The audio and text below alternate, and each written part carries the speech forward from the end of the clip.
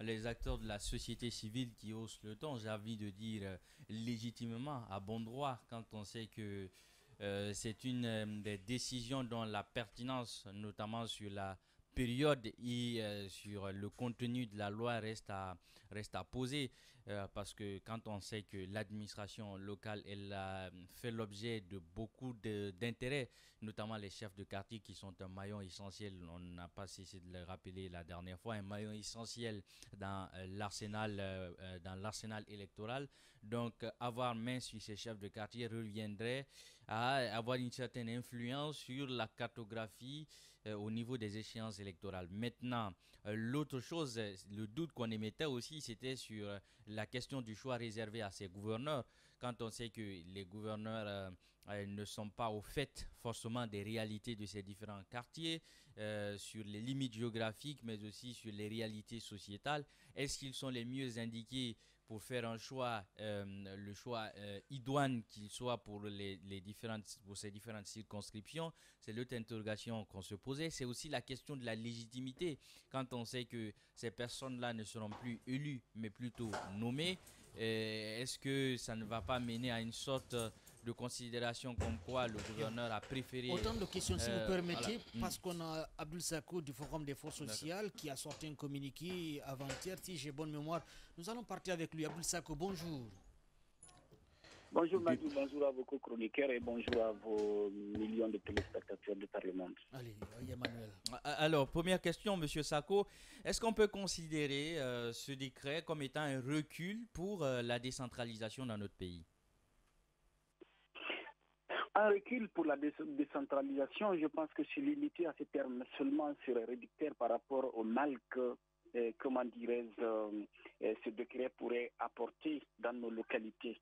Et non seulement c'est un recul en termes de décentralisation, mais aussi, surtout, c'est, comment dirais-je, que c'est aussi une forme, comment dirais-je, d'instrumentalisation à outrance pour des fins politiciennes, comment dirais-je, de nos collectivités à la base. Donc, une fois encore, il faut noter cela, c'est une forme aussi d'instabilité sociale, politique et économique. Politique et économique, pourquoi économique? Parce que le développement, en réalité, c'est à la base.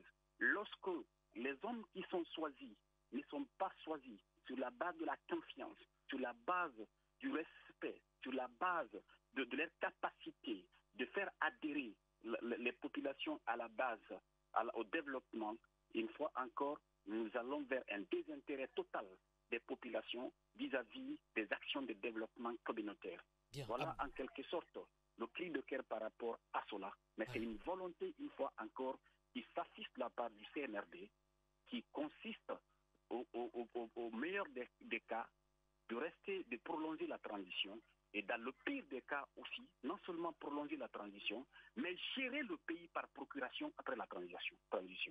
Allez, Alphonse Merci Mara, pour... s'il vous plaît, on ne peut pas parler pendant que Oui, l'autre parle. mais Allez-y. monsieur Sako, moi j'ai envie de poser la question. La dernière fois, Madjou m'attaquait autour du fait que je m'en prenais aux acteurs de la société civile.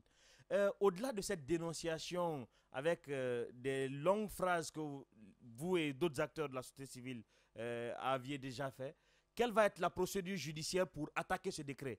Vu que juridiquement, c'est possible d'attaquer un décret en justice. Quelle est la procédure que vous avez engagée? Ou vous n'avez pas encore pensé à ça? Merci beaucoup. D'abord, de longues phrases. Est-ce que vous avez compris le texte ou vous n'en avez pas compris? Je pense que ici, nous voulons nous exprimer pour nous faire comprendre. Ce n'est pas la taille de la phrase qui compte par là. Il faut que nous soyons objectifs dans nos analyses dans ce pays. Il faut encore une fois encore, nous sortons des subjectivités. Et je veux vous recommander, bien entendu, la commission de rédaction pour que vous les aidez à raccourcir les phrases désormais. Alors, attaquer devant les juridictions compétentes, je pense que mes collègues se sont déjà prononcés sur d'autres ondes que, à date, au-delà du forum des forces sociales, les Guinéens se donnent les mains au jour d'aujourd'hui et des avocats sont en train de travailler là-dessus et voir comment attaquer, s'il faut, cela devant les juridictions compétentes dans le meilleur des cas, la Cour suprême bien entendu. Mais au-delà, n'est pas attaquer pour faire du buzz seulement, s'assurer que nous attaquons pour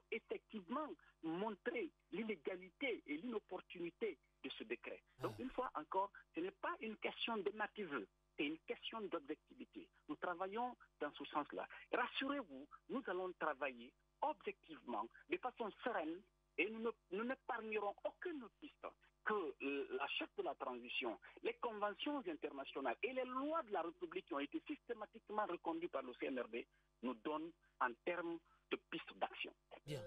Jules Sako, coordinateur du Forum des forces sociales dans le Bufor GG. Alphonse, toujours dans la même lancée? Oui, j'ai rapidement envie de comprendre quand vous...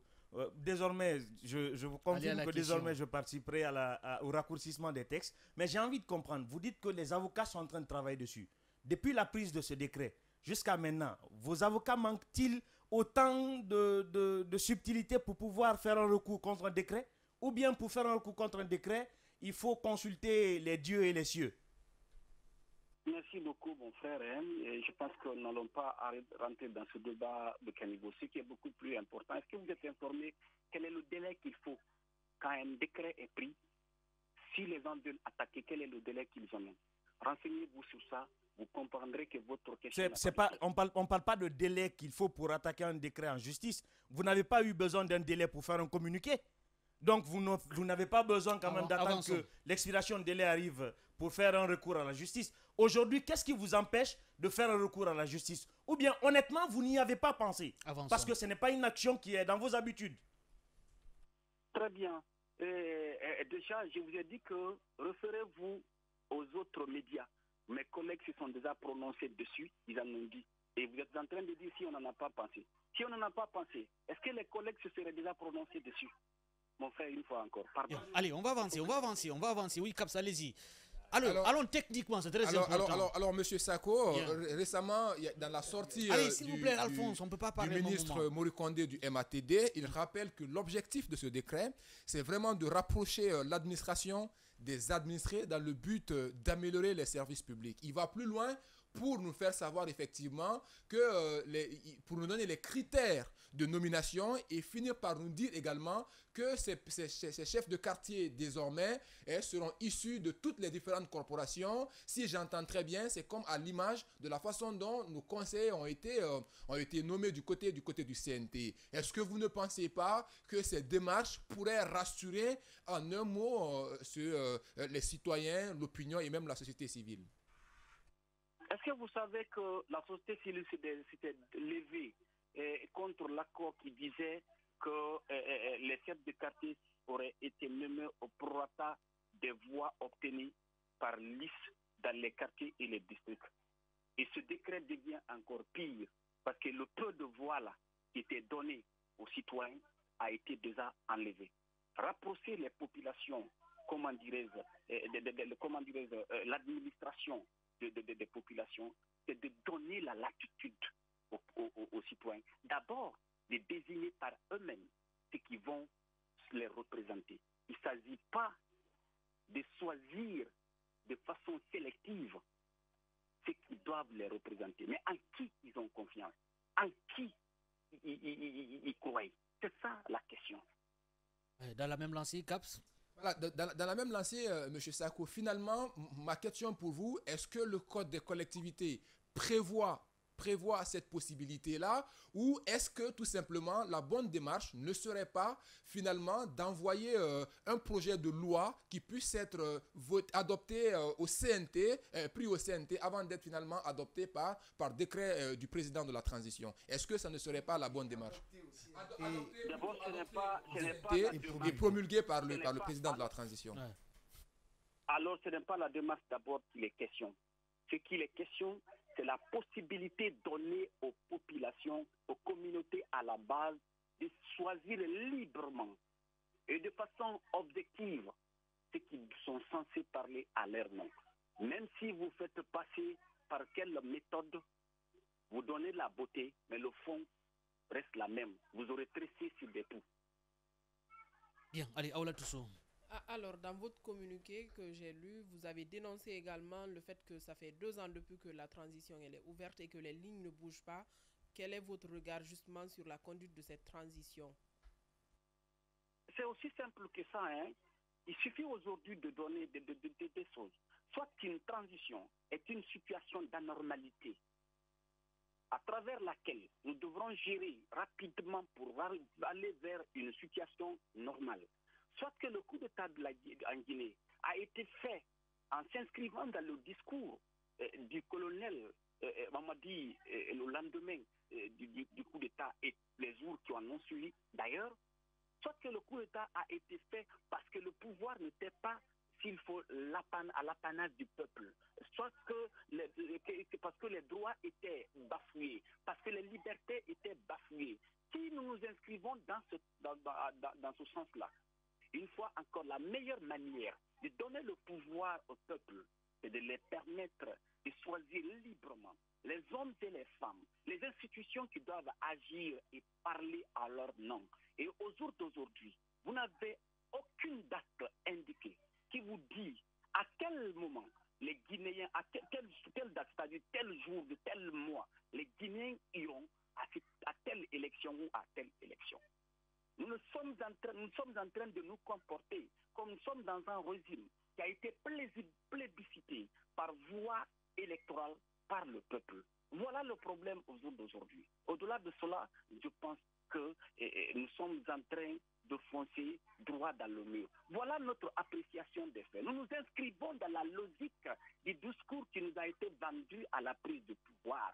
Nous nous inscrivons dans la logique des promesses qui ont été faites, les motivations qui ont été données de la prise du pouvoir. Et à cela, nous sommes totalement, s'il faut, en contradiction avec cette situation de fait. Et nous ne sommes pas comme c'est au jour d'aujourd'hui, parce que peut-être la transition, c'est des moments de raccourci, les oublis par-ci, par-là, c'est les moments de raccourci pour enrichir les CV, pour enrichir, pour remplir les postes. Nous pensons à nos enfants, nous pensons à ce que cela peut apporter dans le temps à notre pays, et nous sommes prêts dans ce cadre-là à nous battre conformément, quels que soient les intérêts personnels ou corporatifs qu'on pourrait gagner. Nous sommes prêts à sacrifier ça parce que l'honneur de la République, le salut de la République réside dans cette possibilité de donner les conditions nécessaires au peuple à choisir librement et en même temps opportun les hommes et les femmes qui doivent agir et parler à leur nom. Justement, la démocratie à la base, la démocratie locale, oui. Des chefs de quartier issus de ceux qui les ont élus, c'est très important pour les pays qui développés, les pays démocratiques, c'est très important. Mais est-ce que ce décret n'est pas une manière de montrer l'intention du CNRD de mettre même bas sur le pouvoir même à la base? C'est de cela, effectivement, je dis, dans le meilleur des cas, ce décret, c'est-à-dire consisterait à prolonger la transition. C'est-à-dire, si toutefois ces gens-là sont nommés au bon vouloir des autorités actuelles, ils pourraient retarder le processus à la base. Mais dans le pire des cas aussi, c'est de non seulement retarder, mais qu'au bout du tunnel, que le CNRD choisisse les hommes et les femmes qu'ils veulent, non pas sur la base de la confiance et de l'adhésion des populations au programme qui leur a été vendu. Donc, une fois encore, c'est une volonté de faire une gestion par procuration du pays après la transition. Bien, Ali Babila. L'autre question, monsieur le coordinateur, c'est bien la conformité de cette loi aux dispositions légales en la matière. Quand on sait qu'il y a un code des collectivités, eh bien, ces décrets d'abord sont, je pense que ça passe par un service juridique. Comment comprenez-vous qu'on veuille prendre le soin de faire fi à la loi, à une loi existante pour imposer quelque chose d'anormal? Comment comprenez-vous cela? Le CNRD est en train de tomber dans son propre piège. Au début, la volonté était là, et une manière de faire adhérer la population et la communauté internationale. Toutes les lois ont été systématiquement reconduites. Donc, et au jour d'aujourd'hui, les appétits naissants, les combines de ceux qui pensent au jour d'aujourd'hui que le colonel Mamadi Doumbouya est un instrument parfait pour eux, pour s'enrichir ou pour faire même base sur le pays, sont en train davantage de lui faire des erreurs extraordinaires. Parce que La moindre des choses, on sait, un décret ne peut pas venir abroger une disposition d'une loi organique. C'est trop élémentaire.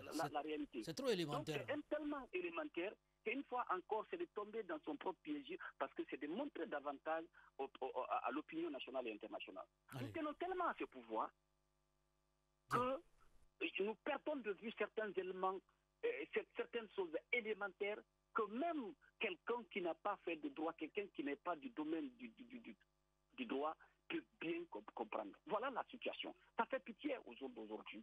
Ils sont en train, comment dirais-je, vous savez, il y a deux types d'instrumentalisation aux jours d'aujourd'hui en Afrique. Les militaires nos compatriotes militaires ont compris que les civils par endroit sont des esclaves du ventre et de leur poche. Bien, et allez. Par rapport à cela, les civils aussi essayent de tant mieux si nous sommes les esclaves de nos postes et de nos ventres. Nous allons vous manipuler le maximum que possible et il n'y aura pas une once d'honneur pour vous après le pouvoir. Babilor. Alors, dans le même sillage, est-ce que vous trouvez, vous pensez que le colonel Doumbouya est vraiment responsable de ce qui se passe quand on sait que c'est quelqu'un qui ne connaît pas les lois en la matière, c'est quelqu'un qui ne connaît pas l'administration, c'est quelqu'un qui, en tout cas, d'une certaine manière, en termes de gestion, n'a pas une certaine ouverture d'esprit.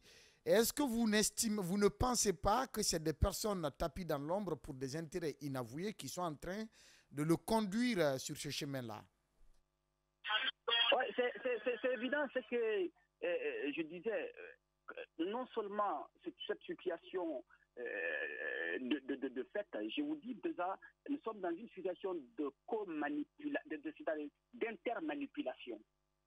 Donc, au jour d'aujourd'hui, les civils sont là, nos compatriotes militaires pensent qu'il faut leur donner de l'argent et des opportunités. Déjà, ils n'auront aucune, s'il faut, possibilité d'avoir une vision. Mais par contre, ils aussi, ils disent, OK, comme vous voulez la gloire et l'honneur, nous allons chanter, nous allons vous chanter, nous allons vous montrer comme des dieux. Et dans ce cadre-là, nous tirons notre épingle du jeu. Et au bout du tunnel, s'il y a problème, vous serez comme vos confrères qui sont aujourd'hui au niveau du tribunal par rapport au dossier du 28 septembre.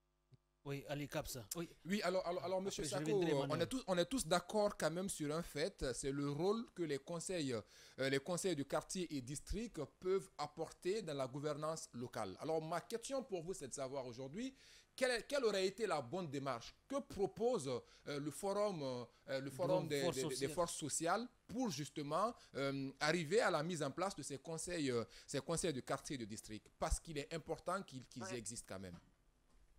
Très bien.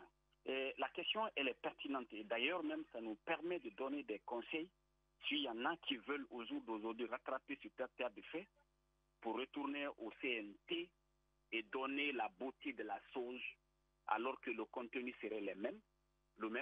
Alors, nous sommes en train, nous disons alors à ceux qui sont en la charge aujourd'hui de la législation dans notre pays ou de faire des propositions de loi. Nous les invitons à cela.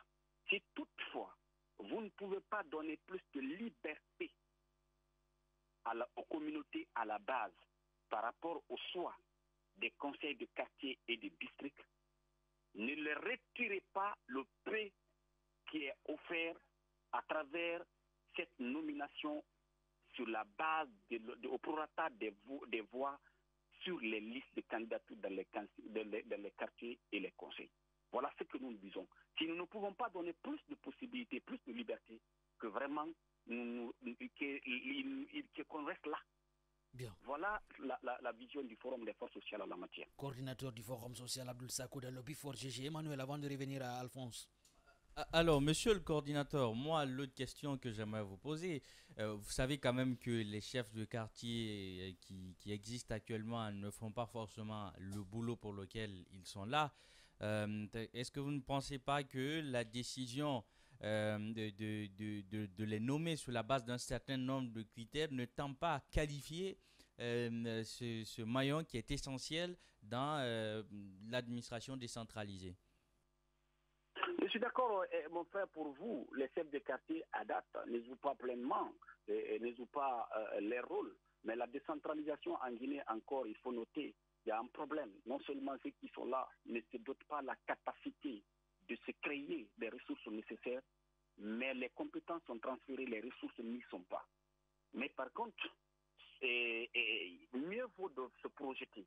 Nous ne comparons pas quand il faut notre avenir par rapport au passé en termes de mal.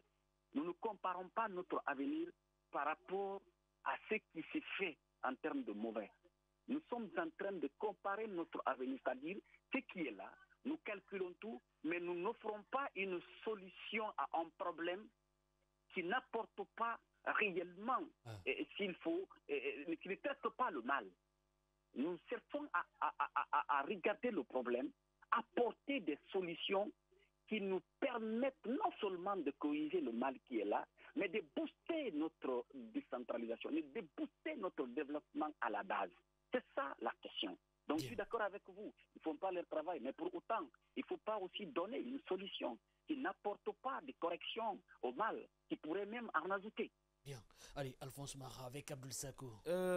Nous, on a envie de comprendre. Dans un passage tout à l'heure, là, vous avez souligné le fait que la nomination de ces chefs de quartier pourrait contribuer à prolonger la transition.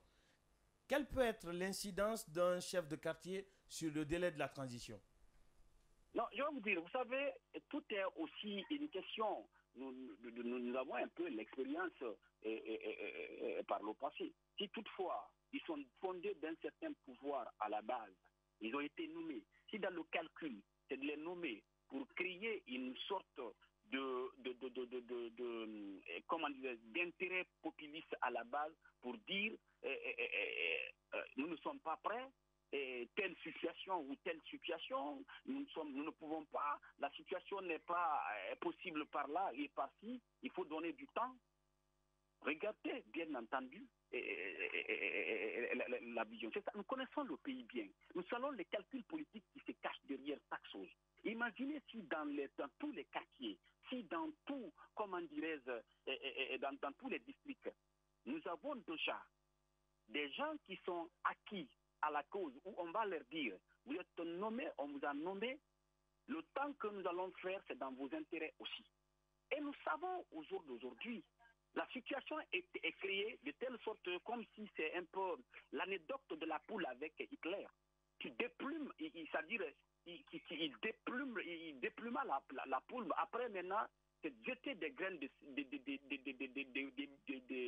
maïs à la poule déplumée, ensanglantée, qui est obligée parce qu'il est dans les situations de le suivre. Donc, nous serons dans une situation où nos quartiers, nos districts seront probablement des gens qui seront là à dire nous venons d'être nommés, on ne sait pas ce qui viendra après, donc donnons-nous du temps. Voilà la logique de l'analyse. Pour le moment, alors... Monsieur Sako, j'ai pas envie de qualifier votre argument de tirer par les cheveux. Je voudrais que vous posiez des questions. Madjo, je venais à ça. Je disais que j'ai pas envie de qualifier votre argument de tirer par les cheveux, mais j'ai envie de pouvoir comprendre comment un chef de quartier qui est à la fin de l'échelle des décisions, dont la décision n'incidente même pas sur la commune, pourrait impacter le calendrier. Merci beaucoup vraiment. La question elle est très objective et ça permet vraiment de mieux expliquer. Je parle des déclarations populistes. Je parle des campagnes. Je parle de ceux qui disent que le peuple adhère à ceci ou à cela. Parce qu'ils parleront au nom du peuple. C'est ce fait politicien qu'il faut voir. Ce populisme, cette démagogie à la base, qui pourrait être instaurée, et ça va être reporté ça et là que le peuple de Guinée n'est pas prêt. Parce que c'est des gens qui parlent au nom du peuple à la base, qui vont relayer leurs propres ressentis à la base, en faire, s'il faut, la préoccupation et le besoin du peuple. Et on va commencer maintenant à juger à travers ces déclarations ça et là. Voilà la situation. Allez, Caps, allez-y. Voilà, alors, M. Sako, moi j'ai envie de comprendre aujourd'hui, et si le MATD finalement mettait en œuvre ce décret pris par le président de la transition, quelle sera finalement la marche ou la suite? Quelle est la forme que le Forum des forces sociales va donner à cette revendication ou à cette alerte ou à cette dénonciation que vous faites ce matin? Je vous avoue une fois encore, le Forum des forces sociales d'abord, comment dirais-je, en tant qu'entité seule est minime dans ça. Mais les acteurs vont se coordonner, ceux qui sont conscients que la transition est une situation d'anomalie dans laquelle nous devons quitter le plus vite que possible. Ceux qui sont conscients que ce n'est pas les miettes qu'ils récupèrent, ce n'est pas le fait qu'eux seuls dans leur famille ou dans leur entité peuvent s'enrichir. Ceux qui sont conscients que la meilleure manière d'être riche, c'est d'avoir la capacité à ce que plusieurs personnes dans son entourage, dans sa famille, dans sa communauté puissent être à mesure de trouver par eux-mêmes leur quotidien, le minimum vital pour eux-mêmes. Ceux qui sont conscients de ça se donneront les mains au-delà de la procédure judiciaire. Et ce n'est pas nous seuls, d'autres déjà ont annoncé. Il suffit de coordonner cette énergie aujourd'hui pour aller de l'avant. Mais j'en suis sûr et certain, les gens vont se faire bouger. C'est vrai, on considère au jour d'aujourd'hui que les miettes qu'on distribue, ça est là. Les espoirs qu'on donne, ça est là. Tant que la vision du Guinéen se limite au niveau de son genou, je sais que c'est une erreur d'appréciation. Le Guinéen va se rebeller.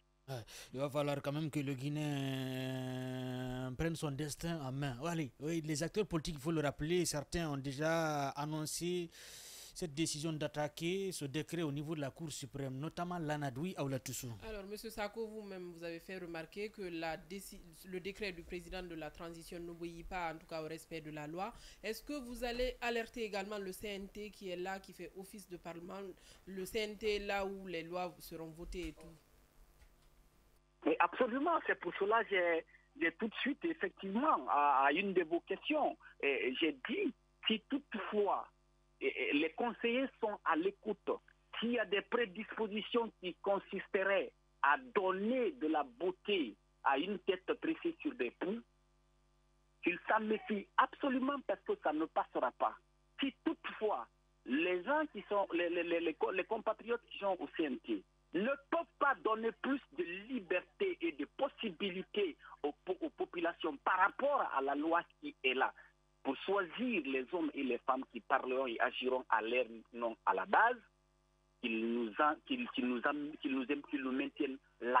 Ça, ils sont interpellés, ils seront interpellés, et j'en suis sûr que parmi, il y en a aussi qui se sentent déjà interpellés, parce qu'il y en a parmi eux avec lesquels nous nous sommes levés pour dire que même cette nomination au prorata des voix gagnée par les listes est une réduction de liberté des populations. Nous avons crié, les archives existent. Et j'en suis sûr, ils ne vont pas, quel que soit ce qu'ils gagnent avec le CNRD, quel que soit au jour d'aujourd'hui, c'est qu'ils ne vont pas mettre à mal parce que ça sera vraiment trop flagrant, chose pour laquelle vous êtes battus. Dire que c'est minime, on retire cela et vous adoptez cela. Ce serait un combat en ce moment de positionnement, pas un combat de vision, pas un combat pour la population. Donc ils sont interpellés, ils seront interpellés. Bien, alors, connaissant le passé de ce pays, on est tous de la nouvelle génération, Abdoul Sako. Nous avons connu l'histoire de ces chefs de quartier, les chefs de district qui parfois manipulent les résultats des élections dans ce pays, que ce soit les élections locales et législatives ou présidentielles. Est-ce une manière pour le CNRD de mettre des chefs de quartier issus peut-être qui vont bénéficier des largesses du CNRD, qui vont faire l'affaire du CNRD, et d'imposer peut-être des candidats lors des prochaines élections? Pourquoi pas une marionnette qui va nous diriger?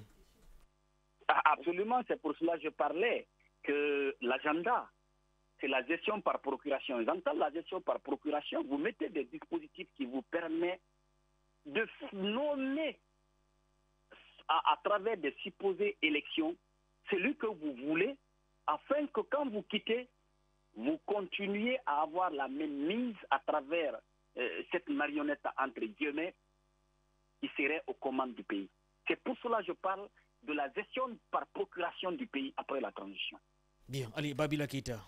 Voilà, moi, finalement, au cas où les procédures, d'abord, quand on sait comment la justice fonctionne dans ce pays, au cas où vos recours devant, parce que c'est la Cour suprême, je crois qu'il doit être saisi par rapport à ce décret, au cas où on ne donne pas satisfaction à votre requête, quelle va être la démarche, la conduite des forces sociales de Guinée, du Forum des forces sociales de Guinée? Très bien.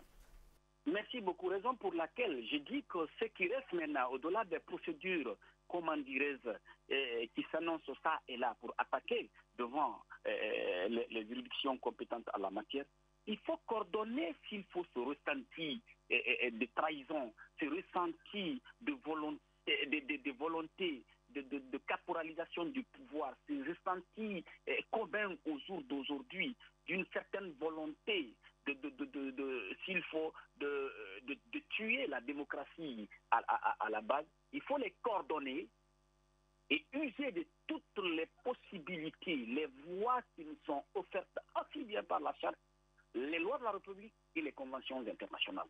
C'est là, en cela, je parle de coordination et en quelque sorte de tous ces ressentis. Ressentis chez vous, ressentis c'est les politiques, ressentis c'est le social, ressentis c'est au niveau du monde économique, ressenti global aujourd'hui des Guinéens, qui parlent ou qui ne parlent pas. Même les Guinéens qui sont avec eux, il y a certains Guinéens qui sont gênés au jour d'aujourd'hui. Pourquoi ils se sont associés à cette situation? Parce qu'ils voient au fur et à mesure des agendas qui se déclinent, qui ne sont pas honorifiques, ils savent pertinemment qu'ils ne sont pas bons pour le pays, en quelque sorte, qui nous conduit droit dans le mur. Donc il faut coordonner cela au jour d'aujourd'hui, mettre ces énergies, ces compétences, ces innovations et ces engagements en commun pour faire face à la situation de façon digne, de façon respectable, en respect de nos lois et des conventions internationales. Abdoul Sako, coordinateur du Forum des forces sociales dans le Bifor GG. Oui, dernière question, Caps. Alors, M. Sako, dernière question. Aujourd'hui, moi, j'entends très bien les différentes craintes que vous évoquez à travers ce décret-là. Mais est-ce que vous ne pensez pas aujourd'hui que vous deviez converger vos forces, notamment avec certaines coalitions politiques qui ne seraient aussi pas d'accord sur ce décret-là ou sur la forme donnée à la nomination des conseils de quartier et de district? Est-ce qu'il ne faudrait pas associer ou mutualiser les énergies, mettre ensemble tout ça pour que vous puissiez donner une plus grande force à votre revendication? Je suis tout à fait d'accord avec vous. Tous ceux qui se battent au jour d'aujourd'hui pour le bien-être collectif des Guinéens, tant que nous ne sortons pas des questions de moi, des questions de personnes, des questions de visibilité, des questions, s'il faut, de subjectivité, et nous acceptons de mettre ensemble ce qui nous unissent, de mettre ensemble ce que nous avons de commun, de prioriser cela à ce qui nous divise à cause de nos positionnements ou idéologies. Tant que nous ne le mettons pas, nous allons mener des combats, mais les résultats seront minimes sur la vie des populations, donc sur l'épanouissement politique, économique, social et culturel du Guinéen. Une fois encore, c'est un très bon conseil et je pense que tous les acteurs au jour d'aujourd'hui qui écoutent comprendront ces conseils, la nécessité, et je vous en remercie. Allez, peut-être une dernière question à tous ceux qui... Est-ce que vous allez faire alors le premier pas, comme l'a suggéré par exemple CAPS, et une analyse entre le CNT de 2010 et le CNT de maintenant? Analyse? Je pense que le CNT de maintenant n'a pas fait grand chose qui nous permette de faire des comparaisons avec le CNT de 2000. À ce que je chasse depuis que le CNT est là, peut-être nous ne savons pas ce qui les limite, les marges de manœuvre. Oui, en termes de beauté, en termes s'il faut, comment dirais-je, de masse populaire. Le CNT de maintenant en a fait. Mais en termes de résultats, nous ne voyons pas pour le moment. Donc nous ne pouvons pas comparer pour le moment le CNT de maintenant là au CNT de 2010. Sinon, on l'aurait fait sur des questions de subjectivité et non sur des questions d'objectivité. Voilà la réalité. Abdoul Sako, coordinateur du Forum de forces sociales dans le Bifor GG. Merci d'être intervenu. À très bientôt. Moi, je vous remercie. Merci et chapeau pour Emmanuel et je m'excuse aussi pour les petits temps d'invectives. C'est très bon aussi que ça passe pas un peu parfois. Merci une fois encore et très content de passer chez vous. Merci beaucoup, Abdoul Sako. Balle perdue. Oui, Alpha Ousmara qui reçoit la balle rapidement. Bon, rapidement, moi j'ai envie de dire une chose. Si la société civile s'organise en synergie pour porter un recours devant le juge administratif au niveau de la Cour suprême, il n'y a aucune chance que ça ne passe pas. Parce que l'application, en fait, Qu'est-ce qui vous rassure? Rien ne me rassure plus que le droit. Ouais. Parce que je le suis encore en train de le dire. Bien. Le droit en Guinée existe. Ouais. Les magistrats qui appliquent le droit existent. Mais ils peuvent La pas cour- être en synergie et que ça marche aussi. Oui, parce que vous dites que c'est la loi. Même un citoyen, Voilà. même un citoyen Bien. peut le porter. Bien. Mais moi, pourquoi je demande une synergie? Parce que en fait, il faudrait que la dernière fois, j'étais le Guinéen qui s'attaquait à la société civile parce que elle ne tentait pas de recours devant nos juridictions. J'ai envie de cette synergie pour que ça donne encore plus de pouvoir à ce recours. Parce qu'il est simple. Même un citoyen lambda peut se lever pour faire ce recours-là et le remporter. Je me pose la question de savoir, en fait, quel est le juriste à la présidence qui a laissé le président signer un tel décret? En fait, j'ai bien envie de me poser la question sur la composition du cabinet juridique de la présidence. Parce que, en fait, c'est d'une nullité de première année droit. C'est d'une nullité de première année droit. Même des élèves qui sont entrés en fac de droit hier savent qu'on ne peut pas faire une telle erreur. Et faire signer un tel décret au président de la République, c'est venir insulter l'institution même de la présidence. Quelle devrait être l'attitude du peuple dans de telles circonstances? L'attitude du peuple doit être simple. Le peuple, les organisations de la société civile qui peuvent parler au nom du peuple, exercent un recours et que le peuple observe ce que le juge dira. Et c'est là où la justice doit apprendre, par exemple, à se démarquer. Je le rappelle à Emmanuel, on n'a pas de jurisprudence en matière administrative ici parce que les Guinéens se résignent. Et sur ce cas-là, on n'a pas le droit de se résigner. J'ai vu plusieurs réactions des acteurs politiques et des acteurs de la société civile. Mais j'attendais, avant ces communiqués-là, l'annonce des recours. Il y a des jurisprudences au temps de Lansana Conté. Je me rappelle de cette histoire de Baptiste du côté de Lambagny, où Lansana Conté avait, à travers un décret, avait donné un bâtiment, un grand terrain à un individu, mais le monsieur avait porté plainte au niveau de la Cour suprême et il a obtenu gain de cause. Justement, donc, mais c'est des cas rares. Ouais. Parce que, C'est encore l'un des une cas fois, rares. je le dis, des Guinéens se résignent. Mais aujourd'hui, s'il y a une synergie pour exercer ce recours-là, je vous promets que le juge, du côté de la Cour suprême, va se méfier d'entrer dans l'histoire. Il va se méfier d'entrer dans l'histoire. Parce que si un juge donne son accord pour l'application de ce décret, ce juge aura enterré le code des collectivités locales, ce juge aura enterré la hiérarchie des normes, et ce juge aura enterré toutes les chances que le droit administratif puisse vivre en République de Guinée. Et je sais que c'est des personnes averties parce que c'est des doyens qu'on envoie très, très souvent à la Cour suprême. Des gens connus pour leur maturité dans l'exercice de leurs fonctions et surtout leur rigueur. Mais si, au niveau de la Cour suprême, ce décret passe, ça, je vais arrêter d'espérer pour le monde judiciaire. Ah, d'accord. La VAR va sortir parce qu'un jour, j'aurais bien envie de te faire réécouter ce que tu as dit ici. Ça, Allez, ça ne passera pas. L'espoir reste toujours permis. J'ai la conviction, c'est pas de l'espoir. J'aime bien la VAR. Parce qu'Alphonse, c'est quelqu'un qui est aujourd'hui avec toi. Ah, demain, il est à plus. Non, cependant, aujourd'hui, pour une des rares fois, je suis tout à fait d'accord avec l'analyse de Alphonse. Ah, une des rares fois, c'est comme moi, sincèrement. Il peut être objectif, hein, visiblement.